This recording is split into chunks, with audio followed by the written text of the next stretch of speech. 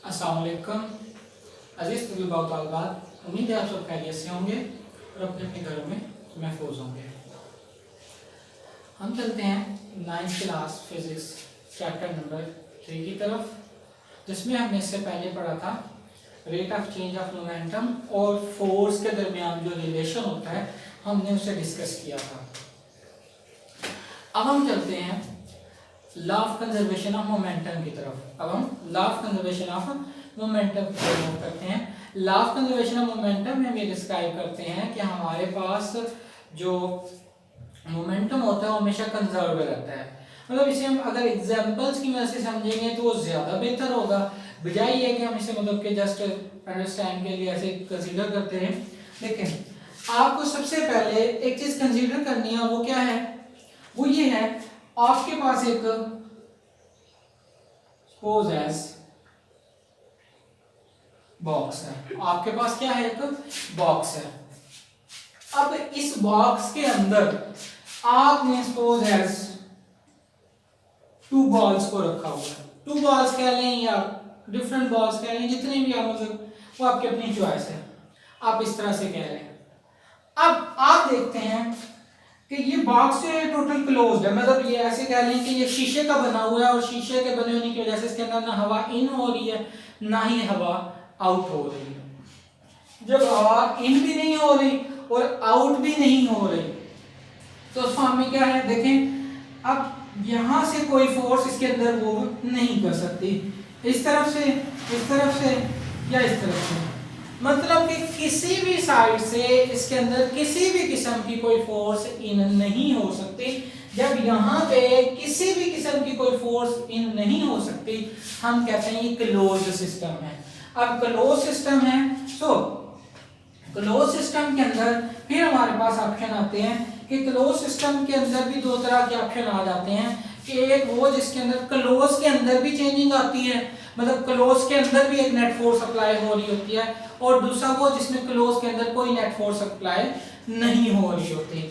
यानी ये क्लोज था, सपोज एज इसके किसी पार्ट से इसके अंदर कोई ना कोई फोर्स अप्लाई हो जाती है, इसके किसी भी पार्ट से इसके अंदर किसी भी किस्म की कोई फोर्स अप्लाई हो जाती है, यानी हम कहते हैं इसके अंदर किसी भी तरह की एक नेट फोर्स अप्लाई हो जाती है। एक सिस्टम वो होता है, एक सिस्टम वो होता है जिसमें ये फोर्स भी अप्लाई नहीं हो सकती। तो हम स्टडी कर रहे हैं उस सिस्टम को जिसके अंदर किसी भी किस्म की कोई नेट फोर्स अप्लाई नहीं हो सकती।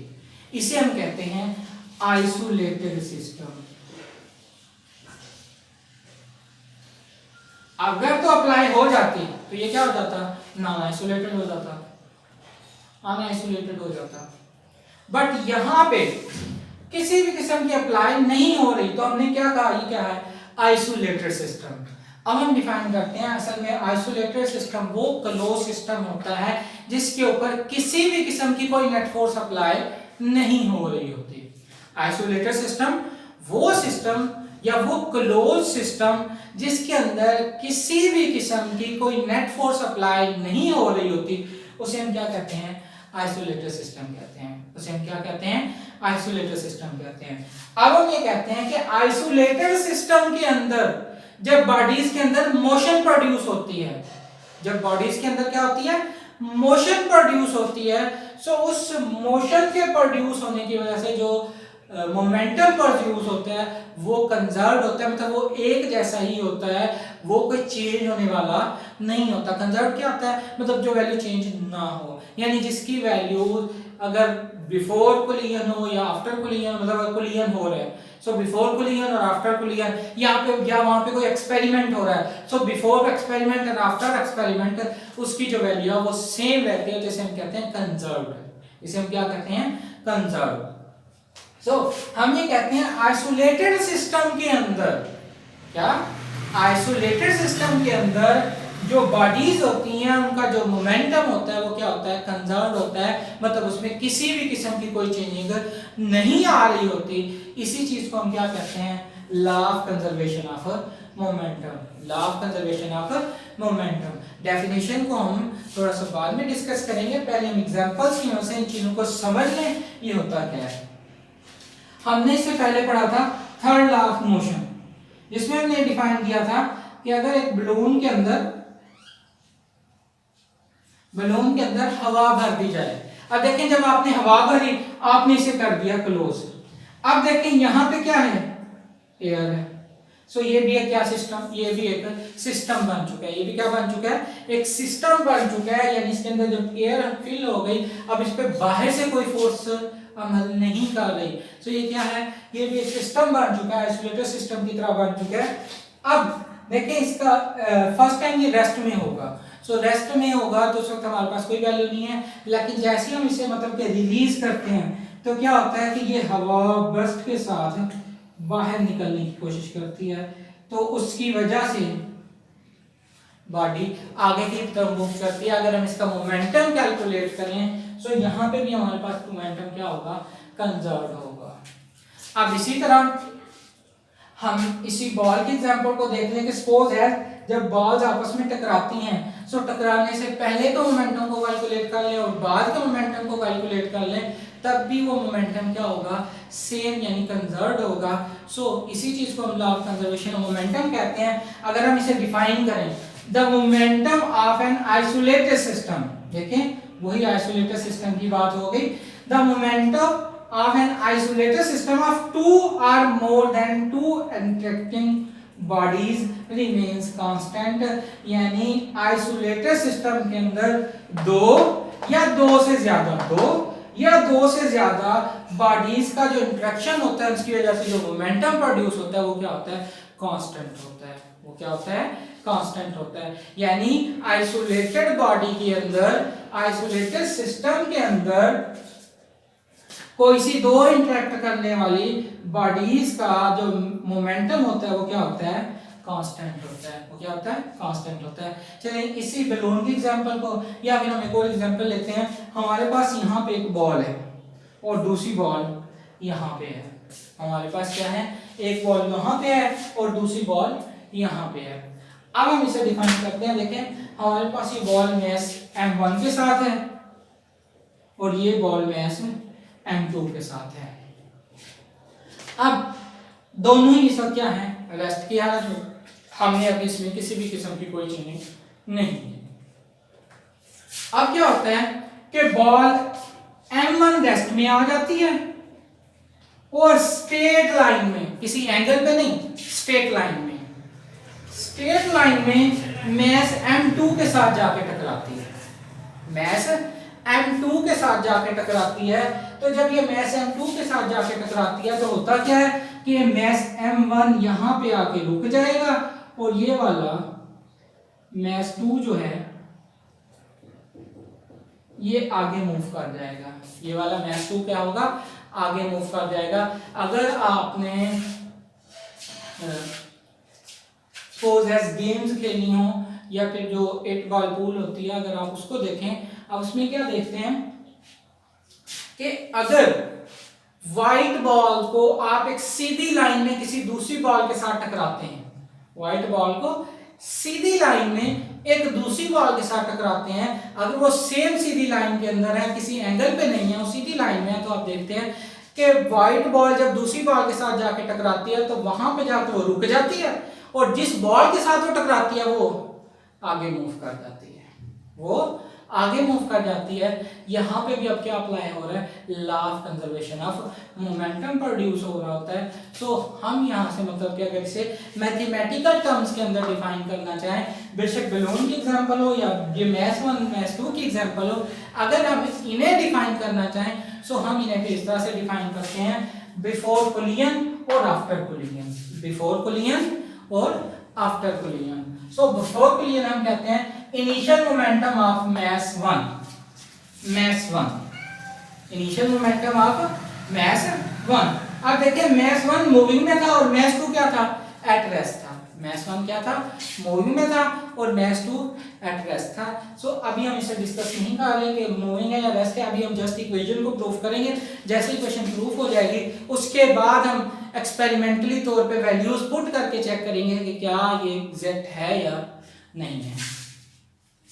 सो यहाँ पे आके टकराया, so initial momentum of mass 2। अब देखें मैस 1 मोमेंटम में पता है p, तो p इक्वल टू mv था। अब मैथ 1 का है तो P1 equal to M1 U1। अब हमने U क्यों लिखा है, U भी हमारे पास यहाँ पे मोमेंटम को ही डिस्क्राइब कर रहा है। असल में हमारे पास यहाँ पे बिफोर कोलिजन और आफ्टर कोलिजन मोमेंटम आना है। तो अगर हम दोनों टर्म में V भी लिख देंगे तो फिर हमें एग्जैक्ट समझ नहीं आएगी कि बिफोर कोलिजन वाला कौन सा है और आफ्टर कोलिजन वाला कौन सा है। तो हमने उसमें थोड़ा सा डिफरेंस लाने के लिए V की जगह क्या लिख दिया है, U लिख दिया है। वो भी मोमेंटम को शो कर रहा है, जैसे हम डिस्टेंस की जगह D या फिर S लिख देते हैं, हालांकि दोनों एक ही चीज को शो करते हैं। सो जस्ट थोड़ा सा डिफरेंस होता है उनमें भी। तो सेम एज यहाँ पे P1 is equal to M1 U1, P1 is equal to M1 U1। Initial momentum of mass 2 is equal to P2 is equal to M2 U2, M2 U2। अब देखें बिफोर कोलिजन था तो total momentum क्या होगा, अगर इसका momentum और इसका मोमेंटम को क्या कर दें, ऐड कर दें। अगर फर्स्ट के मोमेंटम और सेकंड के मोमेंटम को क्या कर दें, ऐड कर दें, तो ये हमारे पास क्या हो जाएगा, टोटल मोमेंटम हो जाएगा। तो P1 plus P2 is equal to P1 की value M1 U1 plus P2 की वैल्यू M2 U2।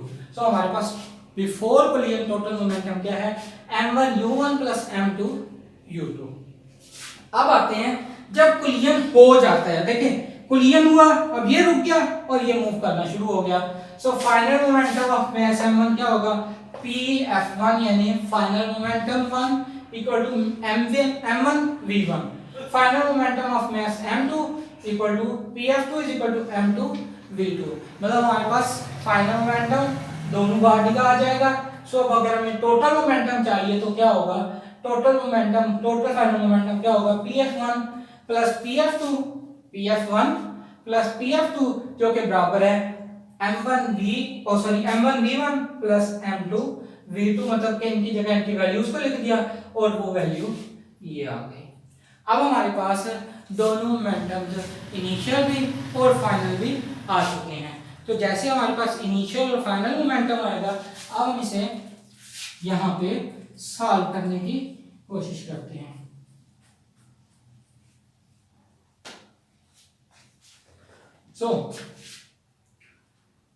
हमने क्या कहा है कि आइसोलेटेड सिस्टम के अंदर जो इंटरेक्टिंग बॉडीज होती हैं उनका जो मोमेंटम होता है वो क्या होता है, कांस्टेंट होता है। इंटरेक्टिंग बॉडीज का मोमेंटम क्या होता है, कांस्टेंट होता है। सो हमें ये पता है कि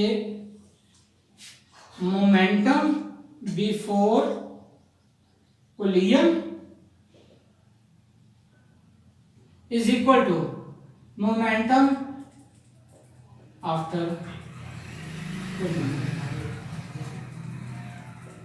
यानी कोलिजन से पहले का भी मोमेंटम और कोलिजन के बाद का भी मोमेंटम आपस में क्या है, इक्वल है। तभी तो law of conservation of momentum है। सो दोनों क्या है, एक दूसरे के इक्वल है।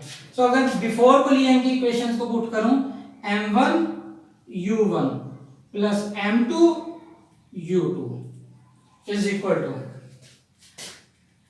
m1 v1 plus m2 v2। So हमारे पास ये इक्वेशन आ गई है जो कि डिफाइन कर रही है law of conservation of momentum को। जो किसे डिफाइन कर रही है, law of conservation of momentum को। अब अगर हम इसे एक्सपेरिमेंटली तौर पे चेक करें, सपोज है मास m1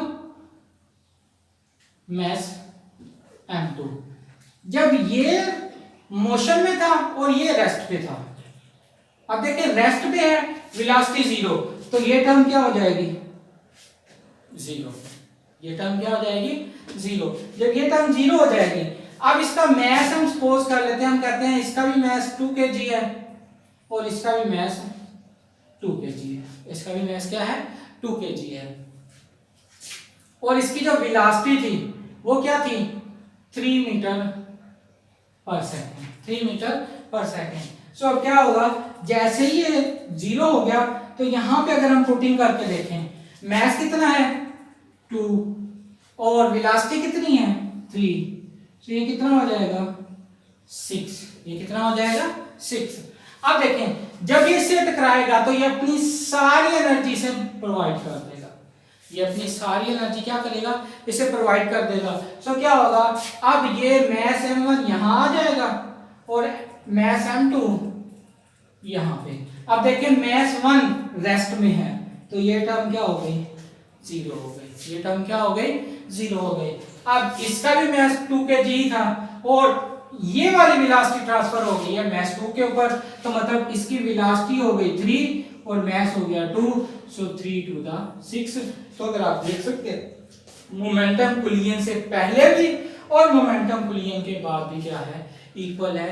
इसी चीज को हम डिफाइन करते हैं law of conservation of momentum. अब हम बढ़ते हैं एक और एग्जांपल की तरफ। अब से पहले हमने जो एग्जांपल चेक की थी मतलब मैथ्स की, तो उसमें हमने कहा था कि एक बॉडी मूव कर रहा था और दूसरा बॉडी रेस्ट में था। बट अब हम चेक करते हैं उस एग्जांपल को जिसके अंदर दोनों बॉडीज जो हैं बिफोर कोलिजन कह लें या ऐसे कह लें कि जब हमने चेक किया तो दोनों बॉडीज रेस्ट में थे, और जब हमने बाद में चेक किया मतलब इंटरेक्शन के बाद चेक किया तो दोनों बॉडीज मोशन में थे। तो हम उस चीज़ को चेक करते हैं। तो इसके लिए हम चेक करते हैं गन एंड बुलेट की एग्जांपल को, गन एंड बुलेट की एग्जांपल को, कि जब तक हम उसमें से फायर नहीं करते, जब तक हम उसमें से फायर नहीं करते तो क्या होता है कि फायरिंग ना करने की वजह से बॉडी जो होती है वो रेस्ट में होती है। जब रेस्ट में होती है सो ऑटोमेटिकली क्या होता है कि हमारे पास जो टोटल मोमेंटम होता है बुलेट और गन का m1 u1 plus m2 u2 जो कि रेस्ट में होते हैं, सो ये क्या हो जाएगा 0। ये क्या हो जाएगा 0, क्योंकि दोनों वैल्यूज ही रेस्ट में है, सो हमारे पास क्या आ जाएंगी 0 आ जाएंगे। अब हम डिस्कस करते हैं total momentum of the gun, यानी जब आप गन से फायर कर देते हैं, जब आपने गन से फायर किया सो अब क्या हुआ कि बुलेट रिलीज हो जाती है। अब जैसे बुलेट रिलीज होगी तो बुलेट किसी ना किसी खास वेलोसिटी के साथ मूव करेगी। जब बुलेट किसी खास वेलोसिटी के साथ मूव करेगी सो मूविंग की वजह से वहां पे एक मोमेंटम प्रोड्यूस होगा, क्योंकि बुलेट का भी मास होगा, इसी तरह गन का भी मास होगा और गन के अंदर भी थोड़ी सी मूवमेंट प्रोड्यूस होगी, उसकी भी कोई ना कोई वेलोसिटी होगी, सो उसके अंदर भी एक मोमेंटम प्रोड्यूस होगा। सो आफ्टर फायर जब हम इसके मोमेंटम को चेक करते हैं तो total momentum of the gun and bullet क्या होगा, अगर हम कैपिटल M और कैपिटल V को यूज करें, किसके लिए, गन के लिए, क्योंकि गन बड़ी होती है और उसका मास भी ज्यादा होता है। इसी तरह स्मॉल मतलब बुलेट के लिए हम यूज करें स्मॉल m और स्मॉल v को। So total momentum of the gun and bullet के हमारे पास जो टोटल मोमेंटम होगा वो हमारे पास mv प्लस mv, यानी एक कैपिटल mv और एक स्मॉल mv। अब अगर हम इस पे law of conservation of momentum को अप्लाई करें, so from law of conservation of momentum total momentum before fire and total momentum after fire is always equal, so ये equal हो जाएंगे। तो हमारे पास total momentum जो है वो mv plus mv equal to 0, mv plus mv equal to 0। अब अगर हम इस वैल्यू को उधर ले जाएं तो क्या होगा कि इक्वल के दूसरी तरफ जाके क्या हो जाएगी माइनस हो जाएगी। So capital mv is equal to minus small mv, capital mv is equal to minus small mv। सो यहां से हम कैपिटल अगर v मतलब के गन की वेलोसिटी कैलकुलेट करना चाहते हैं, सो हम इस m को सब ले जाकर डिवाइड कर देंगे। अब सपोज एज हम गन का मास कैलकुलेट करना चाहते हैं, सो ये क्या हो जाएगा माइनस m v, ये इधर और ये वाला v इस तरफ आकर डिवाइड हो जाएगा। एंड सपोज एज अगर हम बुलेट की वेलोसिटी कैलकुलेट करना चाहते हैं तो स्मॉल m स्मॉल v और ये वाला m इस तरफ आकर डिवाइड हो जाएगा। मतलब इस तरह से हम इसकी किसी भी एक वैल्यू को मतलब गन की वेलोसिटी या मास, इसी तरह बुलेट की वेलोसिटी या मास को भी कैलकुलेट कर सकते हैं। और ये जो अपोजिट साइन है ये शो करता है कि जब हम बुलेट को चलाते हैं मतलब कि गन को फायर करते हैं, गन से फायर होता है तो क्या होता है कि बुलेट आगे की तरफ मूव करता है, तो उसके रिएक्शन में जो गन है वो बैक मतलब पीछे की तरफ मूव करती है, या ऐसे कह लें कि वो बैक साइड पे कंधे के ऊपर आके लगती है। सो ये असल में ये नेगेटिव साइन उस अपोजिट डायरेक्शन को शो कर रहा होता है। एंड देन इसी तरह हम डिफाइन करते हैं कि जो रॉकेट हैं या फिर जो हवाई जहाज वगैरह है मतलब जो स्पेस के लिए यूज होते हैं, सो उन सब के अंदर यही प्रिंसिपल यूज हो रहा होता है कि वो law of conservation of momentum के ऊपर काम करते हुए वर्क कर रहे हैं। आई होप कि आपको एग्जांपल्स के साथ law of conservation of momentum की समझ आ गई होगी। ज़्यादा से ज़्यादा प्रैक्टिस करें ताकि आप इसे अच्छे से समझ सकें।